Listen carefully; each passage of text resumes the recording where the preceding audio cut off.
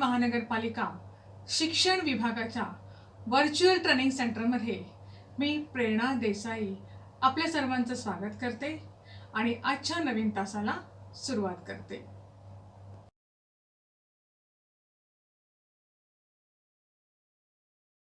बालमित्रांनो, अलंकार म्हणजे भूषणे, दागिने.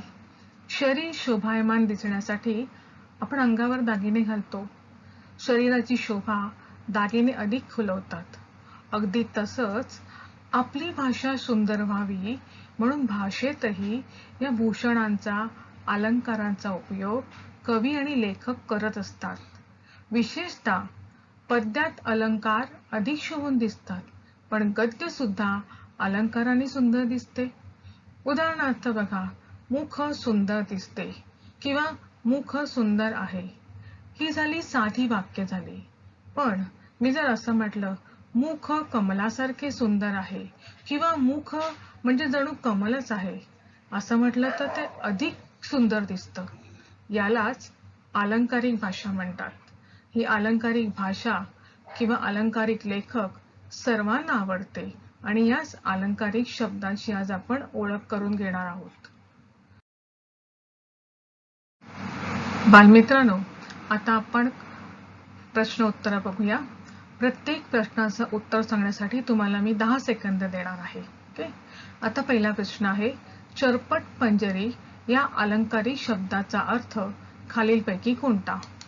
पर्याय क्रमांक 1 अर्थहीन पाठांतर, पर्याय क्रमांक 2 लांबत जाणारे काम, पर्याय क्रमांक 3 वायफळ बडबड, पर्याय क्रमांक 4 अपशब्दाने खरडपट्टी काढणे.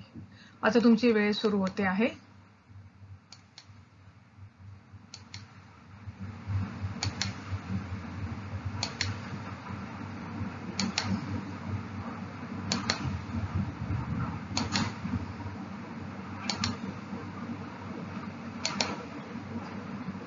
आणि अचूक उत्तर आहे पर्याय क्रमांक 3 वायफळ बडबड.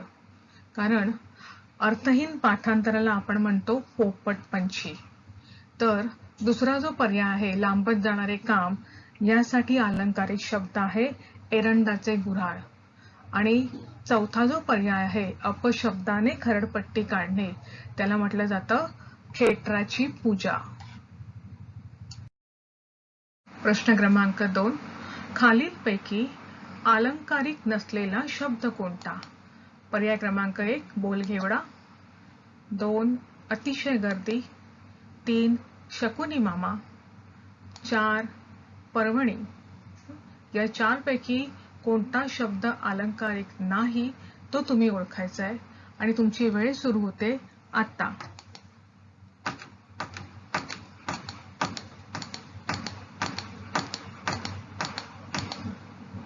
आणि बरोबर उत्तर आहे नंबर 2 अतिशय गर्दी.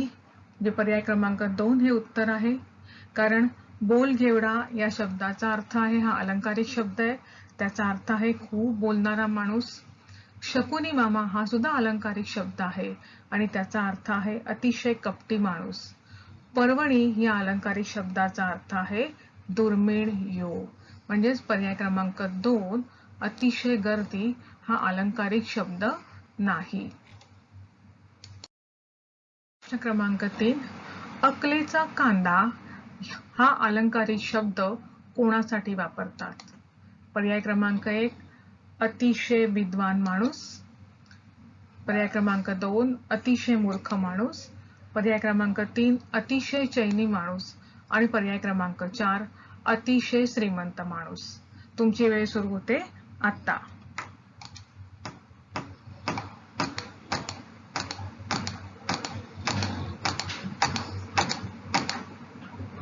आणि बरोबर उत्तर आहे पर्याय क्रमांक 2 अतिशय मूर्ख माणूस.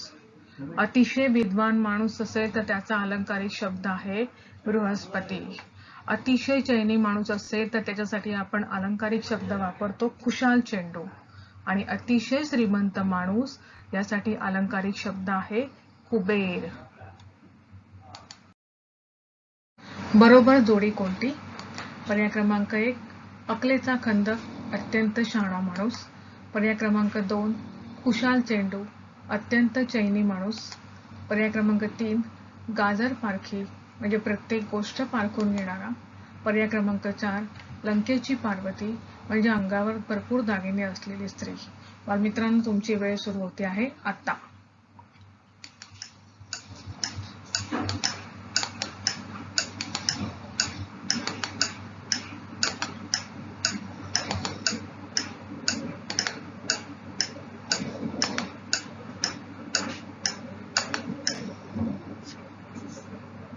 आणि बरोबर उत्तर आहे पर्याय क्रमांक 2 कुशाल चेंडू म्हणजे अत्यंत चैनी माणूस. प्रश्न क्रमांक 5 खटकेबाज भांडण या अलंकारिक शब्दाचा अचूक अर्थ कोणता?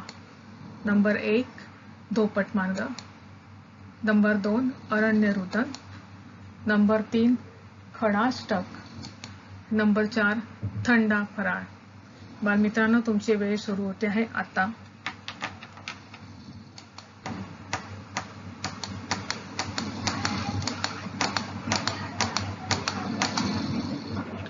आणि बरोबर उत्तर आहे खडाष्टक, पर्याय क्रमांक 3. कारण धोपट मार्ग या शब्दाचा अर्थ होतो सरळ मार्ग. अरण्य रुदन या शब्दाचा अर्थ होतो निष्फळ प्रयत्न. थंडा फराळ याचा अर्थ असतो उपवास.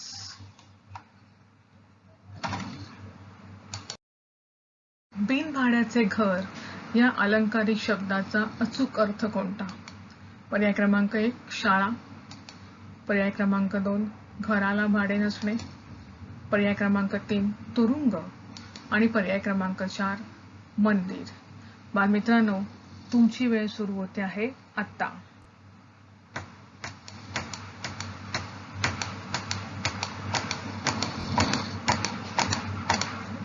आणि उत्तर आहे पर्याय क्रमांक 3 तुरुंग. प्रश्न क्रमांक 7 खालीलपैकी अलंकारिक नसलेला शब्द कोणता? पर्याय क्रमांक 1 जमदग्नी, पर्याय क्रमांक 2 लंकेची पार्वती, पर्याय क्रमांक 3 गर्भश्रीमंत आणि पर्याय क्रमांक 4 उधार. तुमची वेळ सुरू होते आहे आता.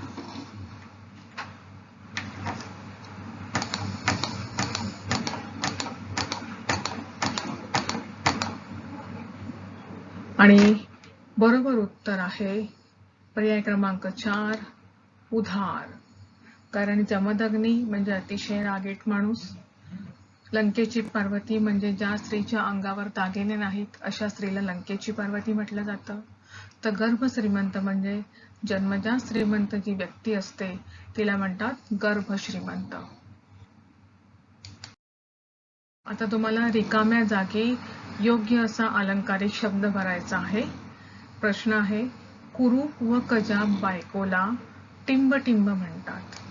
पर्याय क्रमांक 1 पुतना मावशी, पर्याय क्रमांक 2 त्राटिका, पर्याय क्रमांक 3 हिडिंबा आणि पर्याय क्रमांक 4 शूर्पणखा. तुमची वेळ सुरू होते आहे आता.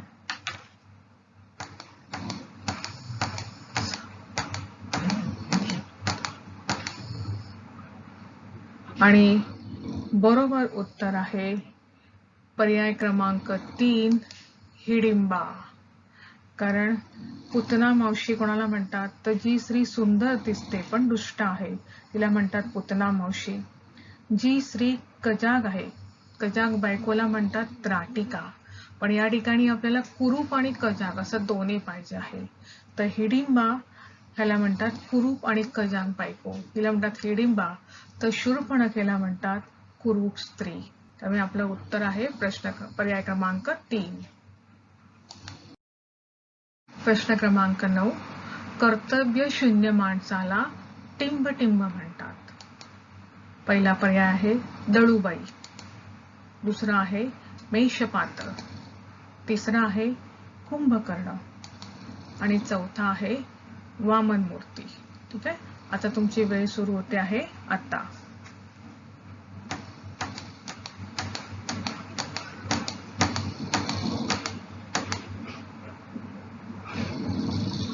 आणि बरोबर उत्तर आहे पर्याय क्रमांक 2, मेषपात्र. कारण दळूबाई कोणाला म्हणतात? जो मनुष्य भेकड असतो त्याला म्हणतात दळूबाई. म्हणजे दळूबाई म्हणजे भेकड मनुष्य. तर कुंभकर्ण म्हणजे जो खूप झोपाळू आहे त्याला म्हणतात कुंभकर्ण. तर जो खूप ठेंगणा आहे त्याला म्हणतात वामन मूर्ती. त्यामुळे आपलं कर्तव्य शून्य मनुष्याला म्हणतात मेषपात्र. आणि म्हणून उत्तर आहे पर्याय क्रमांक 2. प्रश्न क्रमांक 10. अतिशय चैनी मनुष्याला टिंबटिंब म्हणतात. पर्याय आहे खुशाल चेंडू, दुसरा पर्याय आहे अक्कलेचा कांदा, तिसरा आहे कुबेर आणि चौथा आहे बृहस्पती. तुमची वेळ सुरू होते आहे आता.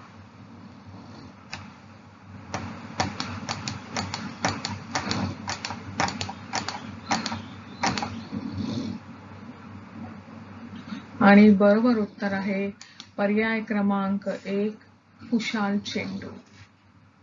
अकलेचा कांदा म्हणजे अतिशय मूर्ख माणूस, त्याला म्हणतात अकलेचा कांदा. कुबेर कोणाला म्हणतात? तर जो माणूस खूप श्रीमंत आहे त्याला कुबेर म्हणतात. आणि बृहस्पती कोणाला म्हणतात? तर जो माणूस अतिशय विद्वान आहे त्याला बृहस्पती म्हणतात. प्रश्न क्रमांक 11. उग्र रूप धारण करणाऱ्या व्यक्तीला टिंबटिंब म्हणतात. नंबर 1 जमदग्नी, नंबर 2 शुभ, नंबर 3 नृसिंह अवतार, नंबर 4 यम. तुमची वेळ सुरू होते आहे आता.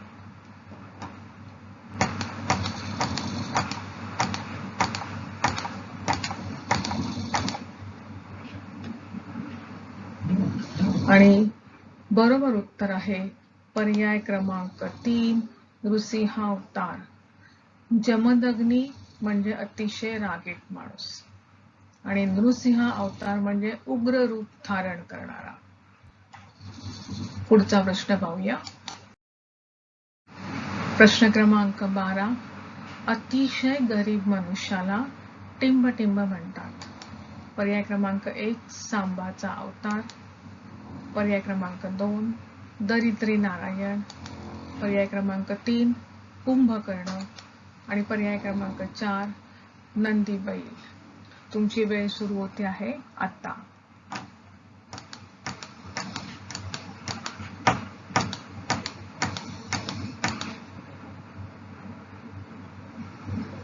आणि बरोबर उत्तर आहे पर्याय क्रमांक 2 दरिद्री नारायण.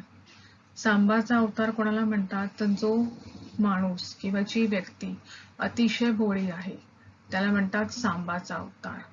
कुंभकर्ण कोणाला म्हणतात? झोपाळू माणसाला. आणि नंदी बैल कोणाला म्हणतात? तर अक्कल शून्य माणसाला, ज्याला काहीच कळत नाही, ज्याला काहीच अक्कल नाही त्याला म्हणतात नंदी बैल. आता आपण पुढचा प्रश्न पाहूया. प्रश्न क्रमांक 13. उसने घेतलेले पैसे द्यावे लागतील म्हणून नानांना रंग्याने मारलेली टिंबटिंब थाप होती. पर्याय आहेत नंबर 1 भाकड कथा, नंबर 2 पर्वणी, नंबर 3 पोपटपंची, नंबर 4 लोणकढी. तुमची वेळ सुरू होते आहे आता.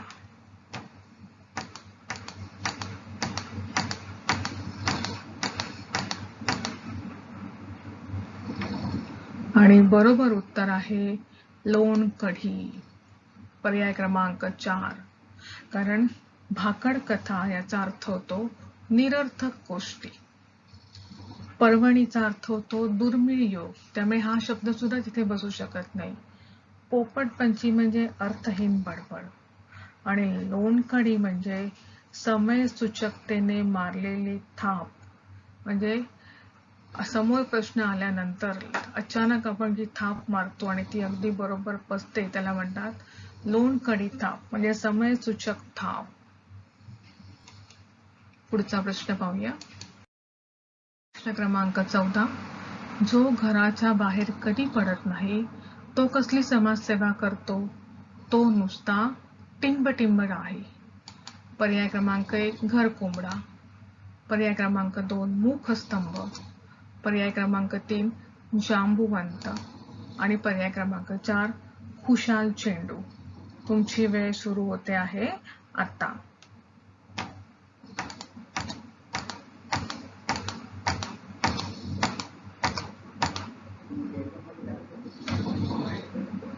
आणि बरोबर उत्तराचा पर्याय आहे पर्याय क्रमांक 1 घर कुंबडा. घर कुंबडा म्हणजे सदैव घरात बसलेला. मुखस्तंभ म्हणजे अतिशय अबोल माणूस. जांबुवंत म्हणजे वयोवृद्ध नायक आहे, त्याला म्हणतात जांबुवंत. आणि खुशाल चेंडू म्हणजे अतिशय चैनीत जगणारा, नुसती चैन करणारा, त्याला म्हणतात खुशाल चेंडू. आता आपण पुढचा प्रश्न पाहूया. प्रश्न क्रमांक 15. तिच्या चारित्र्याविषयी कोण शंका घेईल? ती म्हणजे टिंबटिंब आहे. पर्याय क्रमांक 1 लंकेची पार्वती, पर्याय क्रमांक 2 गजांतलक्ष्मी, पर्याय क्रमांक 3 बावन कशी सोनं आणि पर्याय क्रमांक 4 गुलाबाचे फूल. तुमची वेळ सुरू होते आहे आता.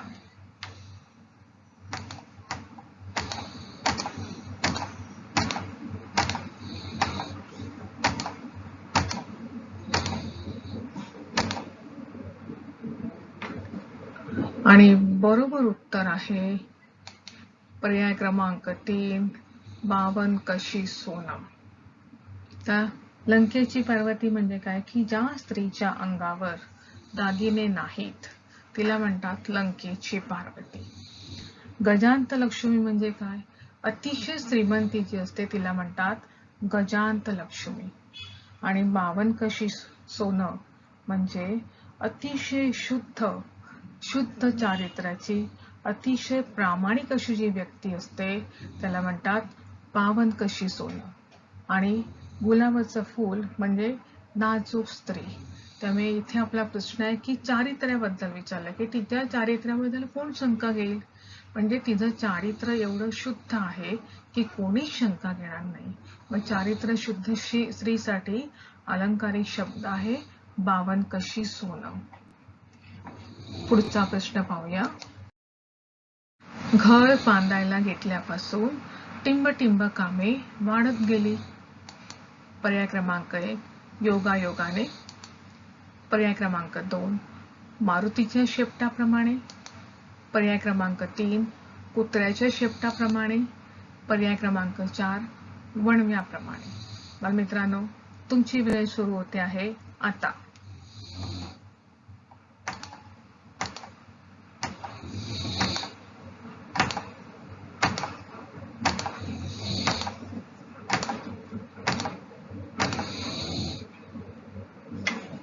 आणि बरोबर उत्तर आहे मारुतीच्या शेपटाप्रमाणे, पर्याय क्रमांक 2. आता आपण बघूया पुढचा प्रश्न. हरिबुवाच्या हातून एक पैसा सुटणार नाही, तो टिंबटिंब तुम्हाला कसली मदत करणार? पर्याय आहे कर्णाचा अवतार, 2 धर्मराज, 3 ठणठणपाळ, 4 कवडे चुंबक. बघा प्रश्न आहे की हरिभाऊच्या हातून एकही पैसा सुटणार नाहीये. बालमित्रांनो, याचा तुम्हाला योग्य पर्याय ओळखायचा आहे आणि तुमची वेळ सुरू होते आहे आता.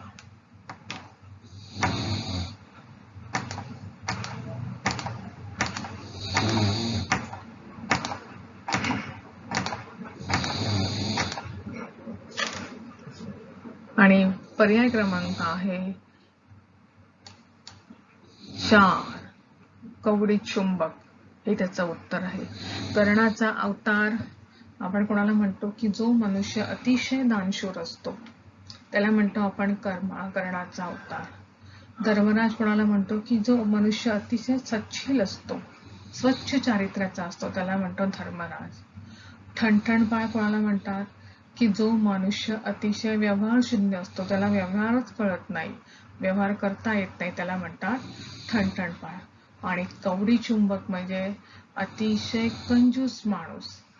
की जो कधीच कोणाला काही द्यायला मागत नाही.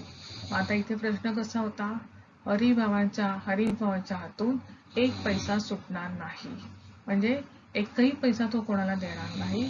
म्हणून पर्याय क्रमांक 4 कवडी चुंबक हे त्याचं बरोबर उत्तर आहे. आता आपण पुढचा प्रश्न पाहूया.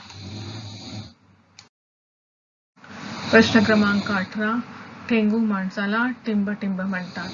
पर्याय क्रमांक 1 वामन मूर्ती, पर्याय क्रमांक 2 राममूर्ती, पर्याय क्रमांक 3 कृष्णमूर्ती, पर्याय क्रमांक 4 त्रिमूर्ती. बालमित्रांनो, तुमची वेळ सुरू होते आहे आता.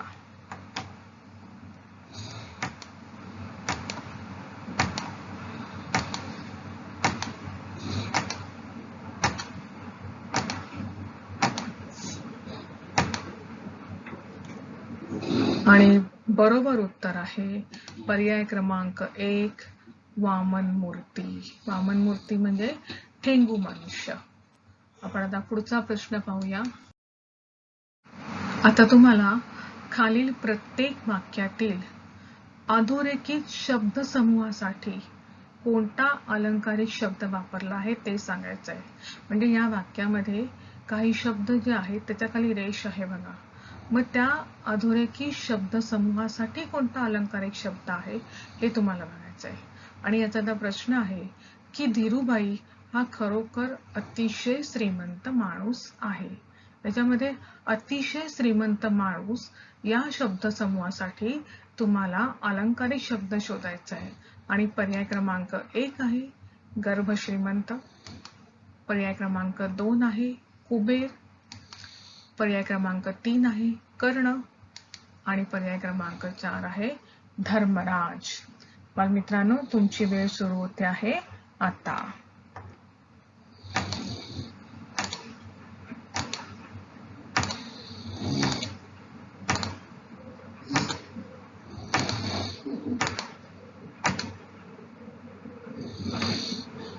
आणि बरोबर उत्तर आहे पर्याय क्रमांक 2 कुबेर. बघा, गर्भ श्रीमंत म्हणजे सुद्धा श्रीमंतच, परंतु जो जन्मजात श्रीमंत आहे त्याला म्हटलं जातं गर्भ श्रीमंत. म्हणजे असं जर वाक्य असतं की धीरूभाई हा खरोखरच जन्मजात अतिशय श्रीमंत मनुष्य आहे, तर तुमचं उत्तर आलं असतं गर्भ श्रीमंत. पण इथे जन्मजात हा शब्द वापरलेला नाही आणि म्हणून गर्भ श्रीमंत हा अलंकारिक शब्द तिथे योग्य नाही. तिथे योग्य शब्द आहे कुबेर. कुबेर म्हणजे अतिशय श्रीमंत माणूस, कर्ण म्हणजे अतिशय दानशूर माणूस, तर धर्मराज म्हणजे अतिशय सच्छील असा मनुष्य. आता आपण पुढचा प्रश्न पाहूया.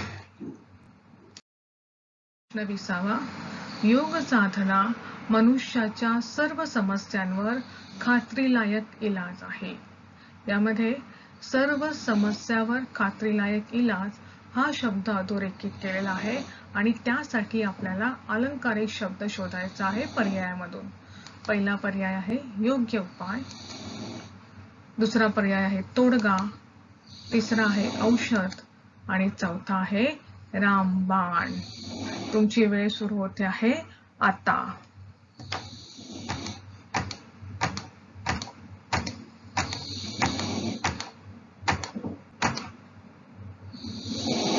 आणि बरोबर उत्तर आहे पर्याय क्रमांक 4 रामबाण. आपण म्हणतो ना एकदम रामबाण इलाज आहे, खात्रीलायक इलाज आहे. आता पाहूया पुढचा प्रश्न. प्रश्न क्रमांक 21 सुधाकरने दारूच्या थेंबालाही स्पर्श न करण्याची कडकडीत प्रतिज्ञा केली. या ठिकाणी कडकडीत प्रतिज्ञा या शब्दसमूहासाठी आपल्याला अलंकारिक शब्द निवडायचा आहे.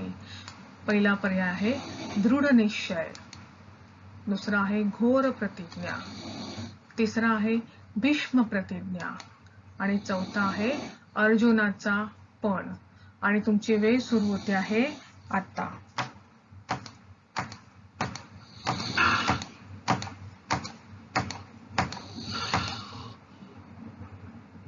आणि बरोबर उत्तर आहे पर्याय क्रमांक 3 भीष्म प्रतिज्ञा.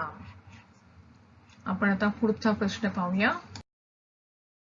प्रश्न क्रमांक 22 बऱ्याचदा सरकारी कामावर वशिल्याने निरुपयोगी व्यक्तींची भरती केली जाते असे लोकांचे मत असते. या ठिकाणी निरुपयोगी व्यक्तींची भरती या अधोरेखित शब्दसमूहासाठी आपल्याला अलंकारिक शब्द शोधायचा आहे. पर्याय आहे नंबर 1 गोळाबेरीज, नंबर 2 कोगीर भरती, नंबर 3 भुसा भरती आणि नंबर 4 गाजर भरती. तुमची वेळ सुरू होते आहे आता.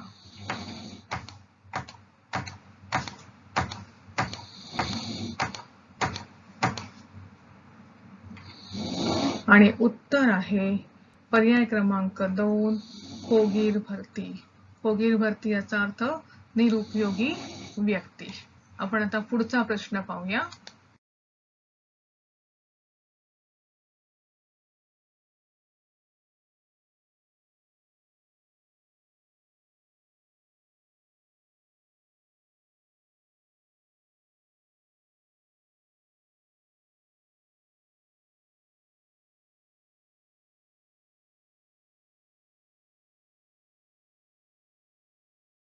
प्रश्न क्रमांक 24. त्याने एवढी प्रचंड संपत्ती कशी मिळवली ही एक गूढ गोष्ट आहे. या ठिकाणी एक गूढ गोष्ट हा शब्दसमूह अधोरेखित केलेला आहे आणि त्यासाठी आपल्याला अलंकारिक शब्द शोधायचा आहे. पर्याय क्रमांक 1 गुप्त गोष्ट, पर्याय क्रमांक 2 कोडे, पर्याय क्रमांक 3 भाकीत आणि पर्याय क्रमांक 4 गौडबंगाल. बालमित्रांनो, तुमची वेळ सुरू होते आहे आता.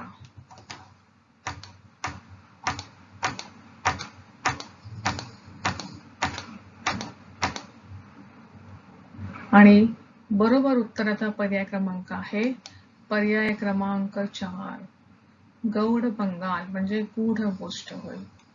आता आपण पुढचा प्रश्न पाहूया. प्रश्न क्रमांक 25.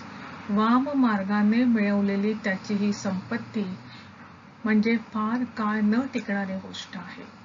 या ठिकाणी फार काळ न टिकणारी गोष्ट हा शब्दसमूह अधोरेखित केलेला आहे आणि त्यासाठी आपल्याला अलंकारिक शब्द ओळखायचा आहे. पर्याय आहे पर्याय क्रमांक 1 अळवावरचे पाणी, पर्याय क्रमांक 2 उंबराचे फूल, पर्याय क्रमांक 3 गुलाबाचे फूल, पर्याय क्रमांक 4 पाप्याचे पितर. बालमित्रांनो, तुमची वेळ सुरू होते आहे आता.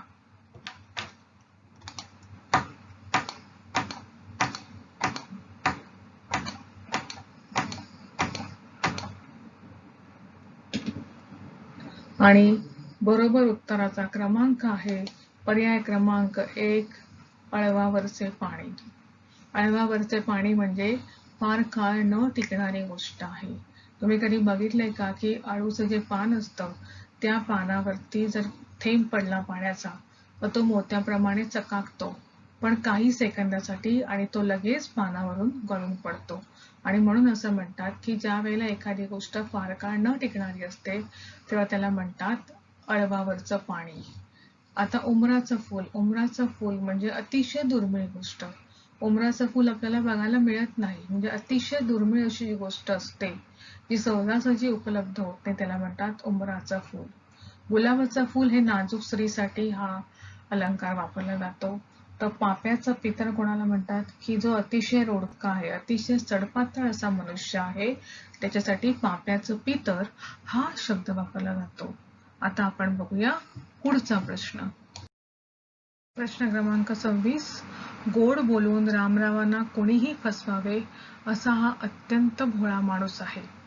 या ठिकाणी अत्यंत भोळा माणूस हा शब्दसमूह अधोरेखित केलेला आहे. त्याचा पर्याय आहे धर्मराज, कर्णाचा अवतार, सांबाचा अवतार आणि दशावतार. या 4 पैकी कोणता शब्द अलंकारिक शब्द या अधोरेखित शब्दसमूहासाठी योग्य आहे तो बघायचा आहे. बालमित्रांनो, तुमची वेळ सुरू होते आहे आता.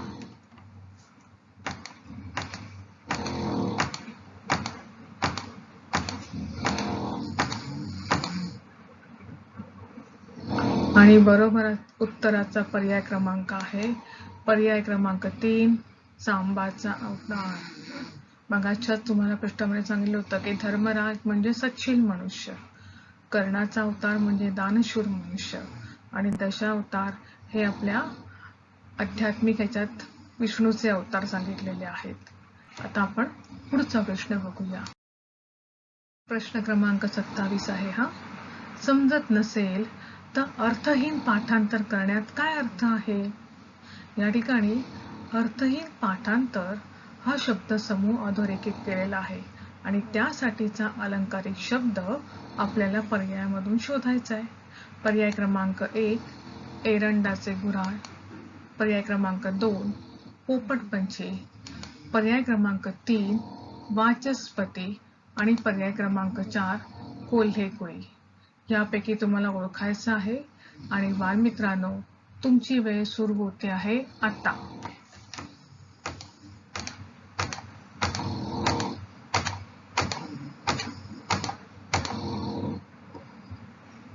आणि बरोबर उत्तराचा पर्याय क्रमांक आहे नंबर 2 पोपटपंची. आता एरंडाचा गुऱ्हाळ म्हणजे काय? तर एरंडाचा गुऱ्हाळ म्हणजे अतिशय लांबत जाणारी गोष्ट. वाचस्पती म्हणजे वाचाळ मनुष्य जो असतो त्याला वाचस्पती म्हणतात. तर कोल्हेकुई कशाला म्हणतात? शूद्र लोकांची जी आरडाओरड असते त्याला कोल्हेकुई म्हणतात. आता आपण बघूया पुढचा प्रश्न. प्रश्न क्रमांक 28. सुरेखा ही घरातल्या सगळ्यांची अत्यंत प्रिय मुलगी आहे. या ठिकाणी अत्यंत प्रिय हे जे 2 शब्द आहेत ते अधोरेखित केलेले आहेत आणि त्याच्यासाठीचा अलंकारिक शब्द आपल्याला शोधायचा आहे. पर्याय क्रमांक 1 मितभाषी, पर्याय क्रमांक 2 गळ्यातला ताईत, पर्याय क्रमांक 3 वाचस्पती आणि पर्याय क्रमांक 4 देवटी. बालमित्रांनो, तुमची वेळ सुरू होते आहे आता.